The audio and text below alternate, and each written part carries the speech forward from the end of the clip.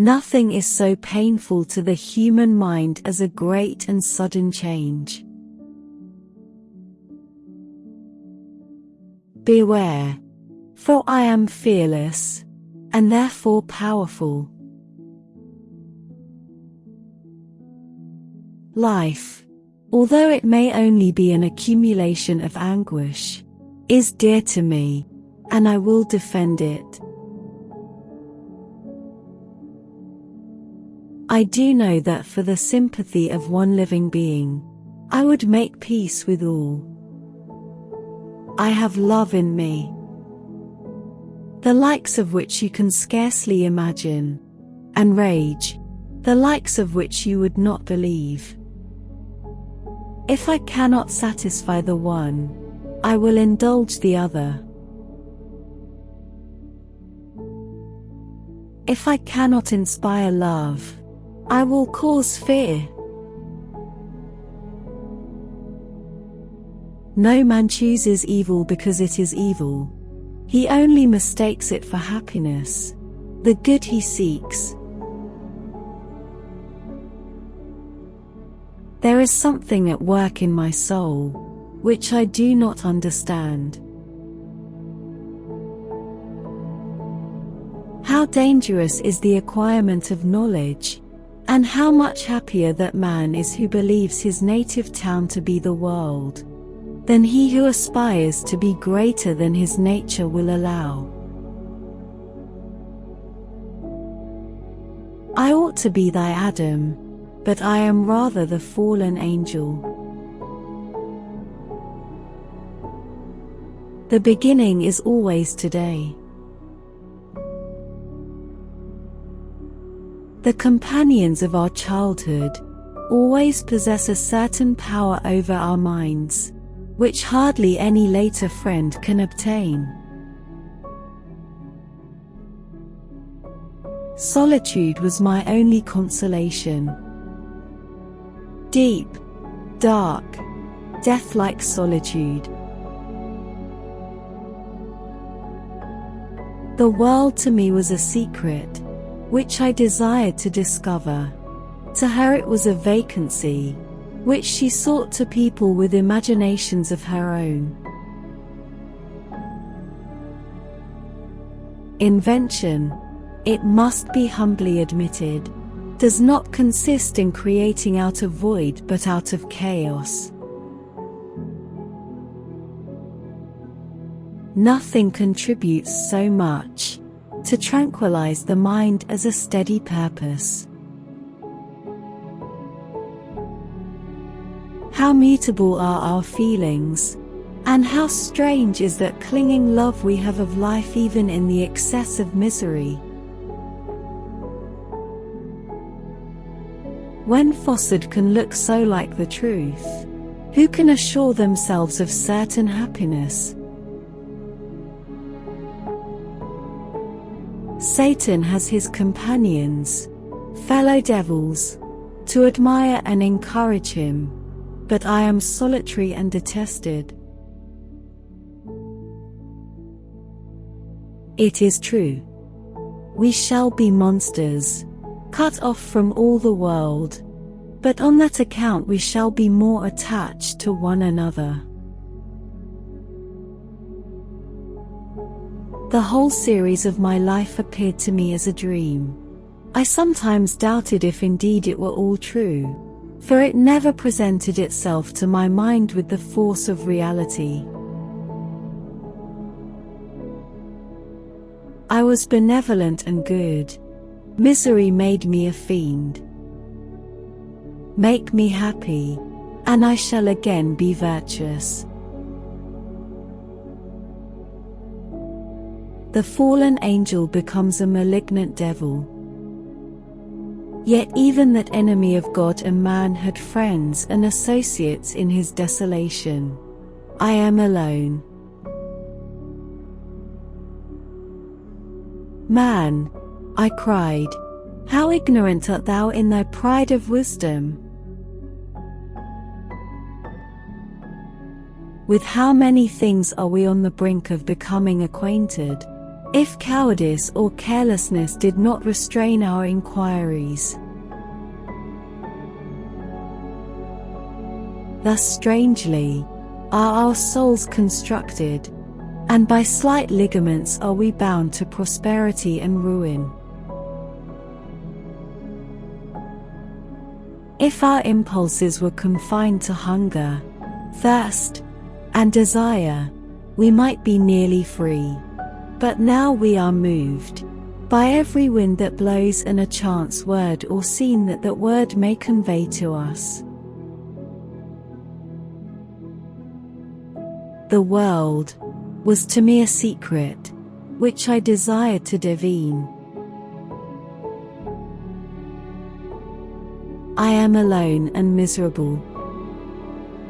Only someone as ugly as I am could love me. Nothing is more painful to the human mind than, after the feelings have been worked up by a quick succession of events, the dead calmness of inaction and certainty, which follows and deprives the soul, both of hope and fear. Once I falsely hoped to meet the beings who, pardoning my outward form, would love me for the excellent qualities which I was capable of unfolding. Learn from my miseries, and do not seek to increase your own. I could not understand why men who knew all about good and evil could hate and kill each other. If I see but one smile on your lips when we meet, occasioned by this or any other exertion of mine, I shall need no other happiness. My dreams were all my own. I accounted for them to nobody. They were my refuge when annoyed, my dearest pleasure when free. I am malicious because I am miserable. My education was neglected, yet I was passionately fond of reading. I looked upon the sea. It was to be my grave. Nothing contributes so much to tranquilize the mind as a steady purpose, a point on which the soul can focus its intellectual eye. Accursed Creator! Why did you form a monster so hideous, that even you turned from me in disgust? The fallen angel becomes a malignant devil. A mind of moderate capacity, which closely pursues one's study, must infallibly arrive at great proficiency in that study. Live, and be happy, and make others so. The different accidents of life are not so changeable as the feelings of human nature.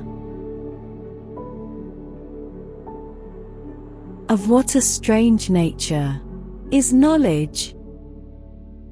It clings to a mind, when it has once seized on it like a lichen on a rock. I am not a person of opinions because I feel the counter-arguments too strongly. Happiness is in its highest degree the sister of goodness. My candle was nearly burnt out, when, by the glimmer of the half-extinguished light, I saw the dull yellow eye of the creature open. He was soon borne away by the waves and lost in darkness and distance. We are fashioned creatures, but half made up. What can stop the determined heart and resolved will of man? A human being in perfection ought always to preserve a calm and peaceful mind, and never to allow passion or a transitory desire to disturb his tranquility. One wandering thought pollutes the day. Seek happiness in tranquility, and avoid ambition, even if it be only the apparently innocent one of distinguishing yourself in science and discoveries. Be men, or be more than men. Be steady to your purposes and firm as a rock. This ice is not made of such stuff as your heart may be. It is mutable and cannot withstand you if you say that it shall not. You are my creator, but I am your master. Obey. I was seized by remorse and the sense of guilt, which hurried me away to a hell of intense tortures as no language can describe. My heart was fashioned to be susceptible of love and sympathy, and when wrenched by misery, to vice and hatred, it did not endure the violence of the change without torture such as you cannot even imagine. I shall commit my thoughts to paper, it is true, but that is a poor medium for the communication of feeling. I desire the company of a man who could sympathize with me, whose eyes would reply to mine,